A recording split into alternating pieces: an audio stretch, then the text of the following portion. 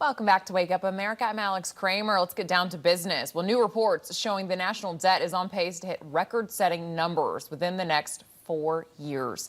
Now, the nonpartisan Congressional Budget Office projecting that the budget deficit will widen to $2 trillion annually starting in 2030, meaning the national debt of $34 trillion is on pace to surpass $50 trillion by the year 2034.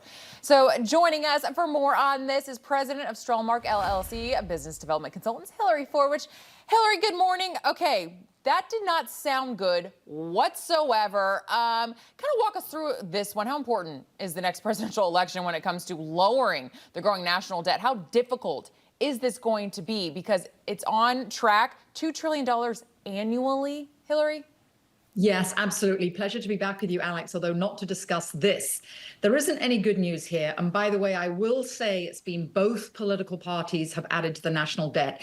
It basically is always kicking the can down the road. There will be an economic tsunami. The question is when. This is an economic disaster that's looming. And there's two major issues here that I haven't heard either political party really address. One is all these illegals. And so, well, certainly President Trump and former President Trump and the hopefully to be President Trump has addressed what we should do with regard to the border. They're being given Social Security. And a lot of that is with regard to disabilities. That is going to put increased pressure. And the CBO actually did not include that in their calculations. So one is the illegal pressure and all these cities and towns and states giving this money to illegals. Second is life expectancy has never been indexed in Social Security. And when Social Security was first instituted, approximately 1880, there were only 1.6 million Americans ever lived past age 65. In year 2000, that was 34 million Americans. In 1930s, when it was expanded, that was still only 6.7 million Americans. What does this mean?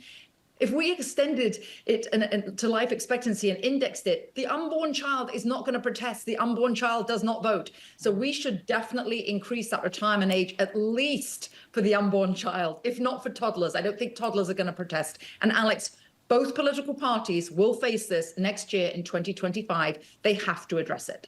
Yeah, Hillary, I mean, what really stood out to me with what you said was, why are illegals getting so much money? And yes, they are getting Social Security. A lot on the left are denying that it's even happening, but reportedly they have looked into it. Yes, it is happening. I think that would reduce our national debt by a lot.